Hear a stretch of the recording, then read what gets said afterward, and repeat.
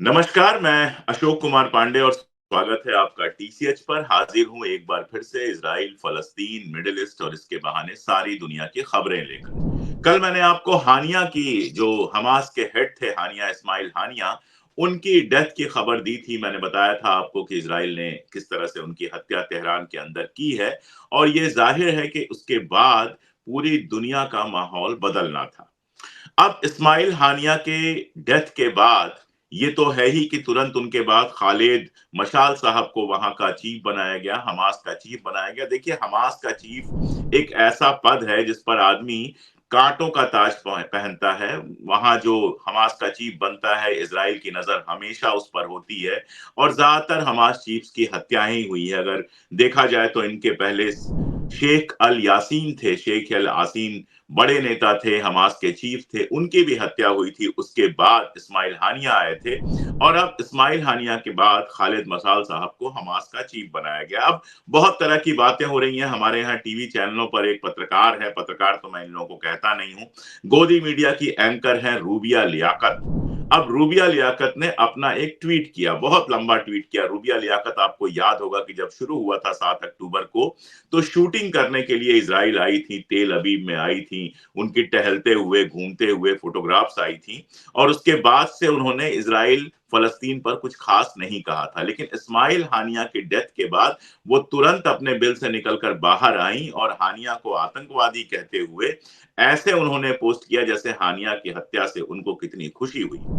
अब रूबिया लियाकत को पर्सनली क्या खुशी हुई है ये तो मुझे नहीं पता है, ये उनका पर्सनल मामला है। लेकिन मैं पूछना ये चाहता हूं कि इजराइल से आने के बाद इतनी सारी खबरें आई, फलस्तीन से इतने बच्चों के मरने की खबरें, पत्रकारों के, वो अपने आप को सहाफी कहती हैं, पत्रकार कहती हैं, पत्रकारों के मरने की खबरें आई। अगर कल की ही बात करूं तो 2 पत्रकारों की हत्या इजराइल ने की है, जो इस्माइल हानिया की मौत के बाद, उनकी हत्या के बाद रिपोर्ट कर रहे थे। उनका जो घर है उसको गिरा दिया गया है। अगर मैं आपको बताऊं तो इस्माइल हानिया का लगभग पूरा परिवार साफ किया जा चुका है, 1-2 लोग बचे हुए हैं।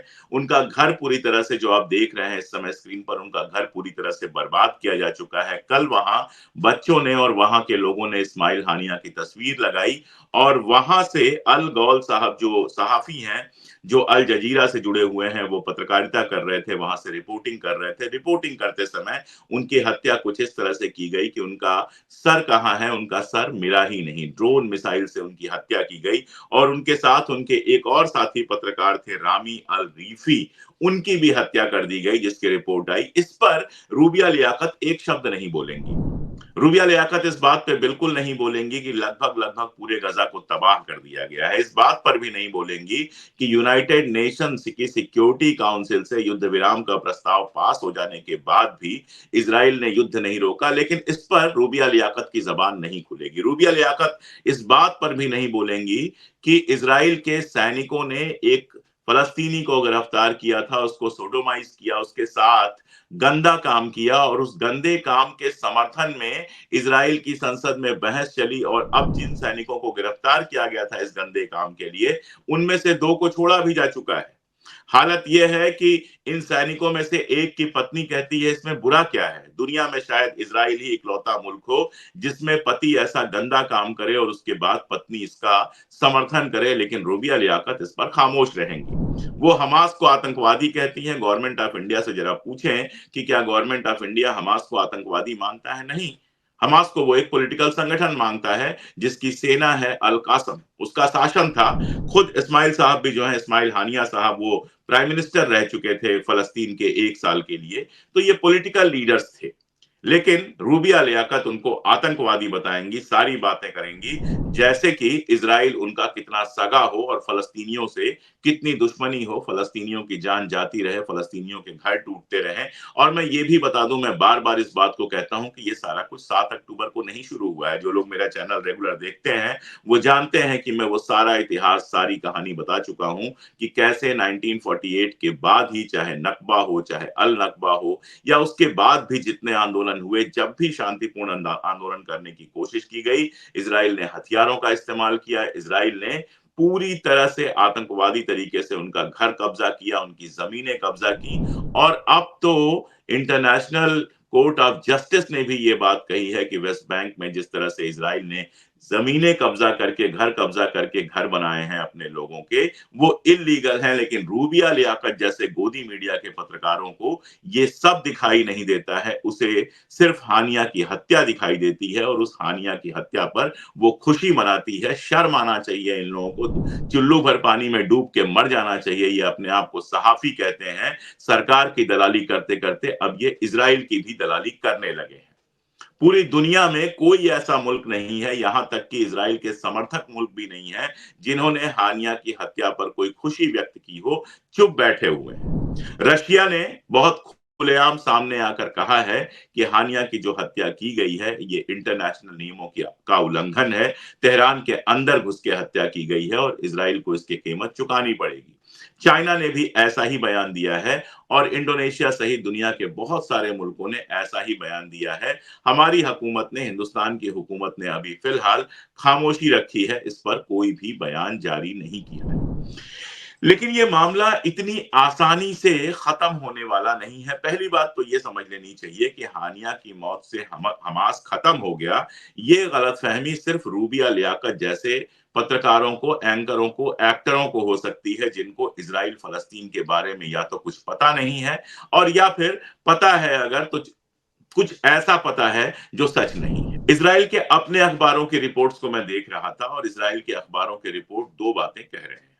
पहली बात तो यह कि हमास में इस्माइल हानिया की डेथ से मूवमेंट पर कोई असर नहीं पड़ने वाला है। मैंने आपको बताया कि उनके तुरंत बाद खालिद मशाल को हमास का चीफ बना दिया गया है और हमास के तमाम सीनियर लीडर्स के बयान आए हैं कि जिस तरह से लड़ाई चल रही थी वैसे ही लड़ाई चलती रहेगी। इजराइल के अपने अखबारों का कहना है कि इससे हमास के मूवमेंट पर कोई असर नहीं पड़ेगा। ये तो हुआ नंबर 2। नंबर 1। नंबर 2 ये कि आपको पता है युद्ध विराम के लिए बातचीत चल रही थी। बातचीत में ये था कि इजराइल के जो अगवा किए हुए लोग हैं, होस्टेजेस हैं, उनको वापस किया जाएगा और वहां पर किसी दर्जे का युद्ध विराम होगा। कतर में बातचीत चली और जगहों पर भी बातचीत चली, जिसमें मोसाद के चीफ भी शामिल थे, सीआईए के चीफ भी शामिल थे और हमास की तरफ से ये बातचीत लीड कर रहे थे इस्माइल हानिया। अब सीधी सी बात है कि दुनिया में शायद पहली बार ये हुआ हो कि जिससे आप बातचीत कर रहे हो शांति के लिए, उसकी ही आपने हत्या करवा दी। इजराइल ने ये काम किया है। इससे ये बात बिल्कुल साबित हो गई कि इजराइल का जो प्रधानमंत्री है बेंजामिन नेतन्याहू, वो किसी भी हाल में शांति नहीं चाहता और शांति नहीं चाहता इसका मतलब ये भी है कि जो अगवा किए हुए लोग हैं उसके, उनको वापस भी नहीं लाना चाहता है। वो एक ऐसा प्रधानमंत्री है जिसको अपने अगवा किए हुए लोगों की जान की कोई चिंता नहीं है। अब ऐसे में पहले से ही इजराइल के अंदर बेंजामिन नेतन्याहू की जिस तरह से मुखालफत हो रही थी, जाहिर है वो मुखालफत बढ़ गई। तो इस काम से, हानिया की हत्या करवा के, इजराइल ने किया ये है कि युद्धबंदी की, शांति की जो कोशिशें थी उनको लगभग खत्म कर दिया है, क्योंकि अब इस तरह की बातचीत भी शुरू नहीं हो पाएगी, बातचीत भी जारी नहीं रह पाएगी। दूसरी बात मैंने कही। तीसरी बात यह है कि पूरी दुनिया में, जान गैलोवे एक बड़े पत्रकार हैं और इजराइल और फलस्तीन को बहुत कायदे से समझते हैं और उन्होंने कल ट्वीट किया, उसके बाद उनका आर्टिकल भी आया और उन्होंने बहुत डिटेल लिखा है कि हानिया की हत्या से बड़ा असर सिर्फ ये होगा कि शांति की जो कोशिशें हो रही थी वो कोशिशें अब नहीं होंगी। यानी पूरी दुनिया के सामने ये साफ होके आ गया कि इजराइल किसी भी तरह की शांति नहीं चाहता है। इसके अलावा हमास के ऑपरेशंस में कोई फर्क नहीं पड़ने वाला है। एक और सवाल उठता है कि कतर में रहते थे, आमतौर पर हानिया कतर में रहते थे, कतर में उनकी हत्या करने की जगह ईरान को क्यों चुना गया? मैं शुरू से कह रहा हूं, अगर आप मेरे प्रोग्राम देखते हैं, कि इजराइल ये चाहता है किसी भी तरह से ईरान को जंग में खींचना। हूती का एक बयान आया है और वो बहुत इंपॉर्टेंट बयान है। हूती ने कहा है कि ऐसा लगता है कि इजराइल का जो प्रधानमंत्री नेतन्याहू अमेरिका गया था, अमेरिका से उसको हरी झंडी मिल गई है बड़ी लड़ाई शुरू करने की और उस हरी झंडी को मिलने के बाद ही वो इराक पर भी हमला कर रहा है, लेबनान में मैंने आपको बताया था, बेरूत में हमला किया था और अब उसने एक तरह से तेहरान पे हमला करके इस्माइल हानिया की हत्या की। इसका मतलब यह है कि अमेरिका को शायद बेंजामिन नेतन्याहू ने इस बात के लिए मना लिया है कि एक बड़ी लड़ाई वहां पर हो जिसमें ईरान को भी शामिल किया जाए। अब ऐसे में गैलोवे का ये मानना है और मुझे भी ये बात लगती है कि अगर ये लड़ाई होती है तो दरअसल यूक्रेन में जो अमेरिका और रशिया के बीच लड़ाई नहीं हुई है अभी सीधी, वो यहां हो सकती है। यहां पर रशिया और चाइना जिस तरह से खड़े हैं, ईरान के साथ अगर लड़ाई होती है तो जाहिर तौर पर वो साथ आएंगे। और चूंकि ये एक मल्टीनेशनल कई सारे देशों की लड़ाइयां होंगी, जिसमें लेबनान भी शामिल होगा, जिसमें सीरिया भी शामिल होगा, ईरान भी शामिल होगा, जिसमें यमन भी शामिल होगा, इजराइल शामिल होगा, और अगर अमेरिका भी शामिल होता है तो ये मान के चलिए कि ये लड़ाई छोटी लड़ाई नहीं रह जाएगी, ये काफी बड़ी लड़ाई होगी। इजराइल को इसकी जरूरत नहीं है, लेकिन बेंजामिन नेतन्याहू को इसकी जरूरत है, क्योंकि जितनी बड़ी लड़ाई होगी उतनी ही देर तक वो प्रधानमंत्री बना रह सकेगा। लड़ाई खत्म होते उसका जो कुर्सी है उसकी वो चली जाएगी। अब इस पूरे प्रोसेस में हुआ क्या है, टर्की को देखिए। टर्की शुरुआती दौर में सिर्फ बयान दे रहा था, फिर भी अपने जो तिजारती रिश्ते थे वो जारी रखा हुआ था। तिजारती रिश्ते उसने बंद कर दिए, आर्दोगन के बयान आए, और अब उसका कहना है, आर्दोगन का कहना है कि अगर लेबनान के ऊपर हमला करता है इजराइल तो फिर टर्की की सेनाएं इजराइल में घुसेंगी। मैं आर्दोगन के बयानों को बहुत सीरियसली नहीं लेता, बयान वो बहुत बड़े बड़े देते हैं लेकिन काम अक्सर छोटे करते हैं। लेकिन जिस तरह के हालात बने हैं, अभी मैं आपको बताऊं, मैंने आपको बताया कि मैं जर्मनी में हूं, यहाँ की सुबह के हिसाब से जब मैं सुबह उठा और मैं देख रहा था, सोशल मीडिया देख रहा था, अखबार देख रहा था, तो मैंने ये देखा कि टर्की में इस्माइल हानिया के लिए एक बहुत बड़ा जुलूस निकला है। तो देखिए, नेता कुछ भी चाहता हो, कई बार पब्लिक का प्रेशर भी बहुत काम करा देता है। और ऐसा लगता है कि टर्की के अंदर जिस तरह का प्रेशर बन रहा है इनके समर्थन में, फलस्तीन के समर्थन में, उसका असर कहीं न कहीं एर्दोगन के बयानों पे आज दिख रहा है और कल उसके कारनामों पर भी दिख सकता है, यानी इस लड़ाई में टर्की भी शामिल हो सकता है। तो आप देखिए, एक तरह से आधा से ज्यादा मिडल ईस्ट इस लड़ाई में शामिल होने को तैयार बैठा है। तो जाहिर है ये कोई छोटी लड़ाई नहीं होगी, लेकिन बड़ा सवाल ईरान के ऊपर है। ईरान खुद को बहुत ताकतवर बताकर पेश करता है। ईरान के बारे में हम जानते हैं कि परमाणु ताकत के भी बहुत करीब पहुंच चुका है, लेकिन ऐसा लगता है कि ईरान की जो आर्मी है, आईआरजीसी, उसके अंदर इजराइल के या मोसाद के और सीआईए के लोग घुसे हुए। ये बात मैं क्यों कह रहा हूं? तेहरान में थे इस्माइल हानिया साहब, और जब वो तेहरान में थे, वहां के राष्ट्रपति का जो शपथ ग्रहण होना था उस कार्यक्रम में शामिल होने गए थे, तो टेक्निकली और एथिकली दोनों तरीके से उनकी जान बचाने की जिम्मेदारी, उनकी रक्षा की जो जिम्मेदारी थी, ईरान पर है।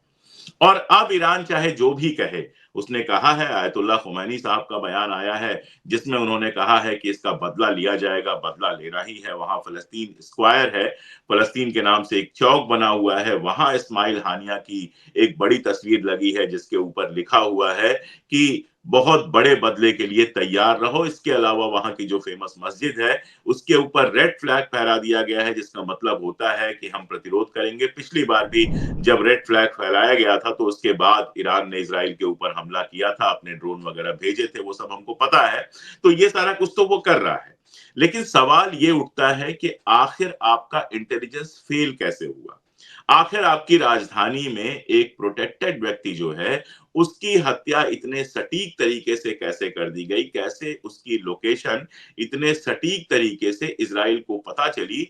ये सवाल ईरान के सामने हमेशा रहेगा। कल हुआ ये, शिया सुन्नी का आपसी चलता है, तो बहुत सारे लोगों ने ये लिखना शुरू किया कि ईरान ने मरवा दिया हानिया को। मैं नहीं मानता, मैं इस बात को नहीं मानता कि ईरान कभी ऐसा करेगा कि वो हानिया को मरवा देगा। लेकिन ये तो सच है कि ईरान का इंटेलिजेंस फेल हुआ है। और अगर ईरान का इंटेलिजेंस फेल हुआ है, इसका बहुत सीधा मतलब है कि उसकी सत्ता में और उसकी सेना में ऐसे लोग घुसे हुए हैं जो इजराइल के लिए, अमेरिका के लिए काम करते हैं। अगर इस चीज को ठीक नहीं किया गया तो कल को अगर जंग भी होती है तो बड़ा नुकसान होगा। हालांकि बहुत सारी थीरीज आ रही हैं। एक थीरी ये आ रही है कि व्हाट्सएप के सहारे उनका लोकेशन पता किया गया। अब इजराइल, आप जानते हैं, स्पाईवेयर बनाने में बहुत फेमस है। हमारे हिंदुस्तानी दोस्त जो हैं वो पेगासस के बारे में जानते हैं कि पेगासस किस तरह से लोगों के फोनों में डाला गया था। ये कहा जा रहा है कि पेगासस जैसा कोई स्पाईवेयर था जो उनके शायद बेटे के फोन में डाला गया था, और जब बेटे से वो व्हाट्सएप पे बात कर रहे थे तभी ये लोकेशन इज़राइल के पास उनकी आ गई और उनकी हत्या हुई। लेकिन जो भी हुआ, जैसे भी हुआ, ज़िम्मेदारी तो ईरान की बनती है। ईरान बदला लेगा, नहीं लेगा, कुछ ना कुछ तो करेगा ही। ये सब तो देखने वाली बात होगी। लेकिन सबसे पहले ईरान को अपना खुद का घर दुरुस्त करना होगा। उसके अपने रैंक्स में जो मोसाद के लोग घुस आए हैं, पहले भी हमने देखा है कि ईरान में बड़ी संख्या में मोसाद के लोगों को पकड़ा गया था, लेकिन लगता है इसके बावजूद मोसाद के और सीआईए के लोग उसके सिस्टम में घुसे हुए हैं, जिसकी वजह से ये लोकेशन इतना क्लियर पता चला। तो ईरान को बहुत क्लियरली अपने अपना जो घर है उसको दुरुस्त करना होगा ताकि इस तरह की घटनाएं आगे ना हो, नंबर 1। दूसरा, अगर ये जंग बड़ी होती है तो देखिए, चाहे वो हिंदुस्तान हो, चाहे पाकिस्तान हो, मैंने देखा पाकिस्तान से भी काफ़ी लोग देखते हैं हमारा चैनल, उन सबको मेरा नमस्कार। बाकी दुनिया के मुल्कों से भी जो लोग देखते हैं हमारा चैनल, उन सबको नमस्कार और अपने हिंदुस्तानी भाइयों को तो हमेशा नमस्कार है ही। तो खैर मैं ये कह रहा था कि चाहे हिंदुस्तान हो या पाकिस्तान हो या दुनिया का कोई भी मुल्क हो, अगर ये लड़ाई बड़ी होगी, अगर इस लड़ाई में अमेरिका और रूस इन्वॉल्व होते हैं, तो सबको कहीं न कहीं स्टैंड लेना पड़ेगा। आप किनारे खड़े नहीं रह सकते। और मेरा डर वही है कि अगर ये लड़ाई बड़ी होती है, तो एक चीज तो बिल्कुल तय है कि ये दुनियावी जंग में, वर्ल्ड वार में तब्दील हो सकती है और वो वर्ल्ड वार जो होगा पूरे दुनिया के लिए बहुत खतरनाक होगा। दूसरी बात, अक्सर कहा जाता है हमास को, रूबिया लियाकत ने भी कह दिया, मैंने आपको बताया, और भी लोग आतंकवादी कहते हैं। हमास तो बहुत क्लियरली कह चुका है कि हमें हमारा आजाद फलस्तीन दे दो, हम हथियार डाल देंगे। कल रशिया के जो राष्ट्रपति हैं, उन्होंने भी ये बात कही, पुतिन ने ये बात कही कि केवल टू स्टेट सॉल्यूशन वहां पर शांति ला सकता है। यूएन ये बात कह चुका है, सारी दुनिया ये बात कह चुकी है कि फलस्तीनियों को उनकी आजादी दे दीजिए, अपने आप वहां जो जंग चल रही है वो बंद हो जाएगी। सारी जंग तो सिर्फ आजादी के लिए। तो अगर वहां हिंसा चल रही है तो उसके लिए जिम्मेदार कौन है? उसके लिए इजराइल के अलावा कोई और जिम्मेदार नहीं है, जो आजादी छोड़िए उनकी बात तक सुनने को तैयार नहीं है।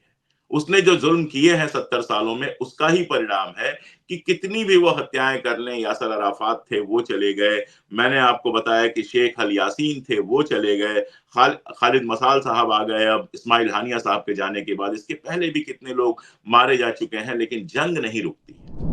आखिरी मुलाकात का जो वीडियो इस्माइल हानिया और खुमैनी साहब का है, उसमें इस्माइल हानिया साहब ये कहते हुए सुने जा रहे हैं कि एक महान व्यक्ति मरता है, एक ग्रेट मैन मरता है, तो उसकी जगह लेने के लिए दूसरा ग्रेट मैन आ जाता है। तो जब भी इस तरह की आजादी की जंग चलती है, भगत सिंह की हत्या ही हुई, फांसी पर चढ़ा दिया गया, लेकिन हमारी आजादी की जंग तो नहीं रुकी। चंद्रशेखर आजाद को घेर के मारा गया, लास्ट में उन्होंने खुद को गोली मार ली, लेकिन हमारी आजादी की जंग तो नहीं रुकी। तो दुनिया में जहां भी आजादी की जंग चलती है, वो किसी एक इंसान के मरने से रुकती नहीं है, क्योंकि वहां बच्चे बच्चे के खून में आजादी का जज्बा भर जाता है और कोई भी झंडा उठाकर आगे चलना शुरू कर देता है। तो अगर फलस्तीन में आपको शांति चाहिए, अगर इज़राइल में आपको शांति चाहिए, तो सिर्फ एक तरीका है कि फ़लस्तीन को आज़ाद कर दिया जाए। लेकिन अमेरिका और उसके जो साथी मुल्क हैं शायद शांति नहीं चाहते हैं, वो चाहते हैं जंग चलती रहे, ताकि जो लोग जंगी सामान बनाते हैं उनकी तिजारत चलती रहे, बम बिकते रहें, हवाई जहाज बिकते रहें, राइफलें बिकती रहें, ताकि उनका धंधा चलता रहे जो उनको पैसा देते हैं। और इसीलिए शायद वो दुनिया को एक ऐसी जंग की तरफ धकेल रहे हैं जहां से पीछे लौटना बहुत मुश्किल होगा, जिसके बाद शायद दुनिया वैसी ही ना रह जाए जैसी आज है। अब जो होगा, जैसे होगा, उसको अपडेट किया जाएगा, लेकिन अभी के लिए मैं इतना कह सकता हूं कि आने वाले कुछ दिन शांति के दिन नहीं है। आने वाले कुछ दिनों में ईरान कुछ ना कुछ जरूर करेगा, और ईरान और हिजबुल्लाह जो ही कुछ करेंगे, इजराइल फिर रिटेलिएट करेगा, और इस पूरे खेल में ये लड़ाई एक बहुत बड़ी लड़ाई में तब्दील हो सकती है। अभी मैं यही कह सकता हूं कि इस्माइल हानिया के मरने से हमास का मूवमेंट न कमजोर हुआ है, न खत्म हुआ है। ऐसे ही ये लड़ाई चलती रहेगी, तब तक चलती रहेगी जब तक दुनियावी ताकतें किसी शांति की सीरियस कोशिश नहीं करती हैं, और वो सीरियस कोशिश कहीं हमको दिख नहीं रही है। आज के लिए इतना ही। हाँ, एक अपील जरूर, आप लोग हमारी ताकत हैं, आप हमारी ताकत बनते हैं, तभी हम लगातार चीजों को अपडेट कर पाते हैं, बोल पाते हैं। तो हमारी ताकत बनिए, थोड़ा हमारे साथ आइए।